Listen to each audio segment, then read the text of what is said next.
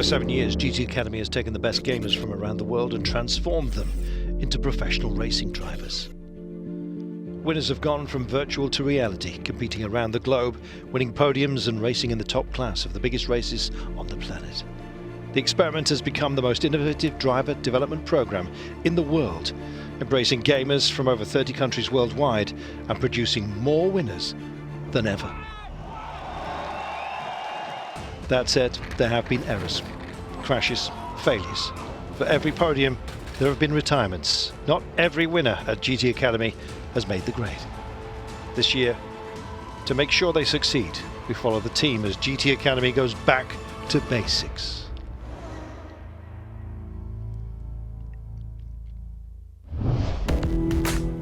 Roman Sarazan beat 56 of the top gamers from around Europe to win GT Academy 2015.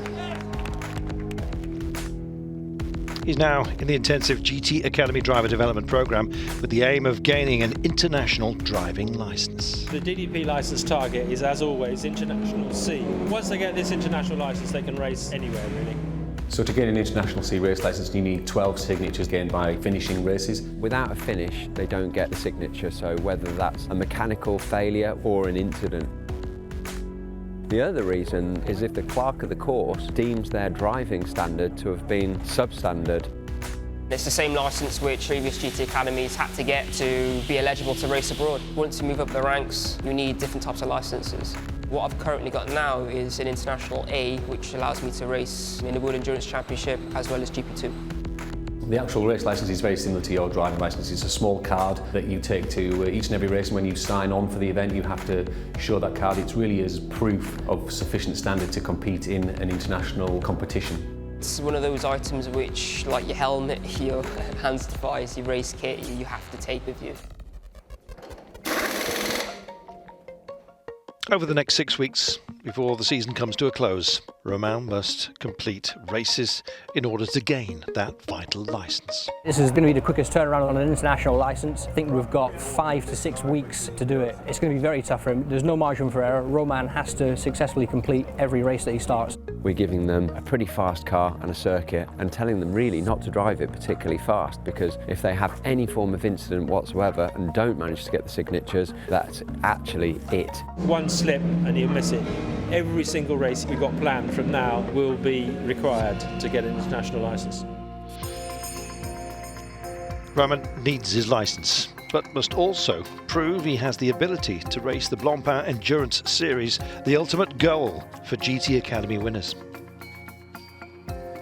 The Blancpain Championship is the most competitive and sought-after GT championship in the world. It is the most competitive GT series. All the manufacturers are in it at the highest level. BMW, Mercedes, Ferrari, upwards of 60 cars starting the races. It's a big step up. The pressure for these new guys coming through, you're expected to perform, you're expected to be at the front. It's the perfect place to jump in the car and show the world what they can do. The series takes drivers to some of the most famous tracks around Europe, including Silverstone, Monza, Nürburgring, Paul Ricard and the mighty Spa. The icing on the cake for Blancpain Endurance Series is the Spa 24 Hours. It's hard on the cars, it's hard on the drivers, so it's a massive challenge. To do Spa 24 Hours in your first year of racing for these new guys, it's cool, it's really cool to do. Before Romain can set his sights on the world-famous Spa 24, he must first gain more signatures for his international licence.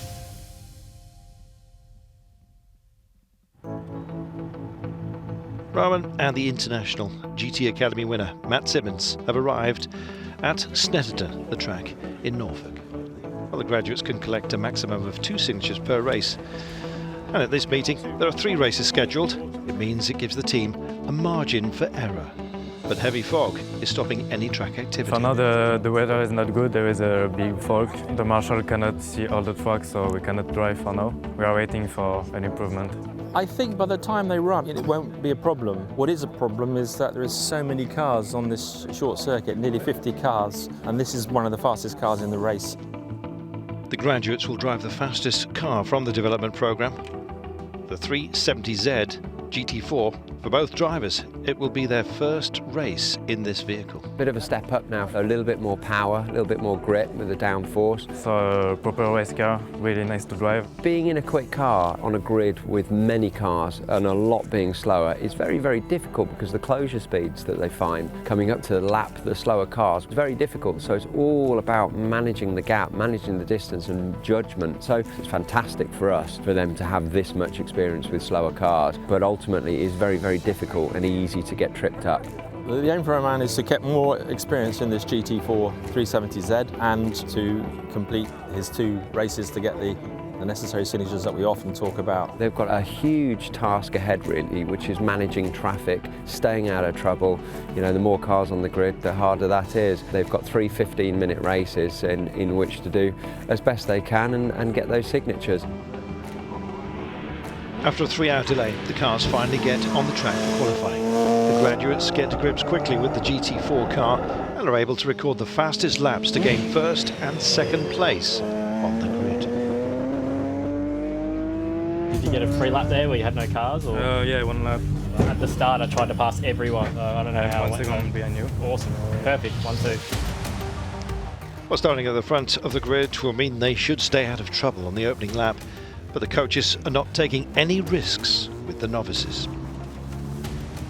Our rule here is whoever gets to the first corner first takes that corner, and the person in second just settles for it, take no risk, get through. And once I'm sure they're around the first half of the first lap, they'll be clear of third and fourth. Watch your mirrors, keep, you know, if there's any risk, anyone looks stupid, let them go. The guys are on pole position, so hopefully it's going to be a light to flag victory. If you do have a bad start, you lose 2 or 3 places, whatever, it's absolutely fine, okay? Just don't panic, stay calm, work your way into a rhythm, and then you just pick them back off. If we can get a win under our belt as well, great. But don't worry about it, because the win is just the bonus. The real result is the signature. The drivers make a clean start and avoid each other on the first corner, but due to an early safety car, they're unable to break away from the pack.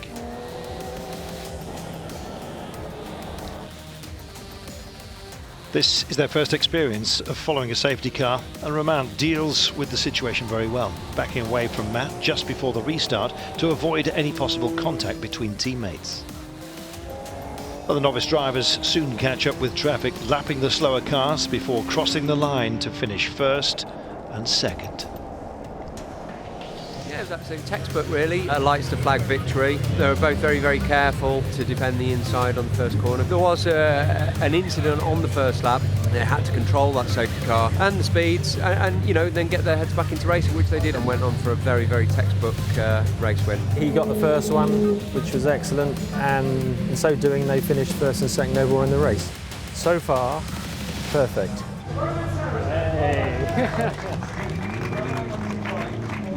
First podium. So yeah, I'm really happy. The aim was the signature.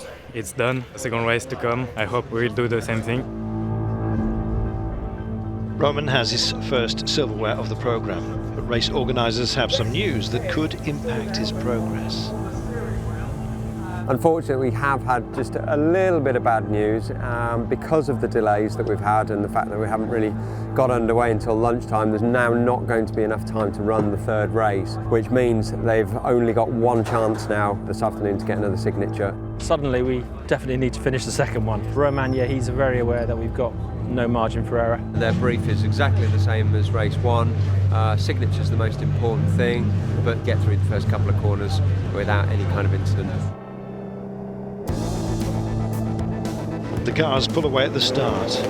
This is the second race, but Romain is slow off the line. The Subaru, in third, makes a move up the outside into the first corner. Red Subaru tried to hold the outside, and Romain got the inside line again in turn one, and the red Subaru went off at the first corner, spun far into the field. Well, Romain does not let this potential disastrous incident affect him, and is soon setting the fastest laps of the weekend. First and second at the moment, all good, quite close together, but a good lead over third place. Well, the fast GT4 cars have to deal with a constant stream of slower traffic. The rookie drivers have to use everything that they've learnt at race camp to safely overtake the cars they're lapping, but they do it well.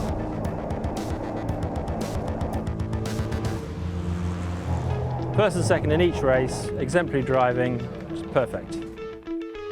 2 signatures, 2 podium. I accomplished my mission, so really nice weekend. The team and the car were perfect, so I'm really happy. I really am pleased. 42 cars, they were the fastest car in the race. I had to get by them all, lapping them, and they showed great care and yet still pushed on hard to win, and very good. Really pleased with them both. He drove with absolute maturity, did everything that was asked of him, and more really, because he helped his teammate. Romain improved his lap times every single outing, went slightly faster, but kept absolutely safe. I can't ask for the boys to do a better job. That really tight time scale we've been on ever since Abu Dhabi race camp, we're on schedule still. The successful day leaves Romain a step closer to gaining his international licence and realising his dream of racing in the Blancpain Endurance Series. Join us next week, where we'll see how the graduates training off-track will help them develop as racing drivers.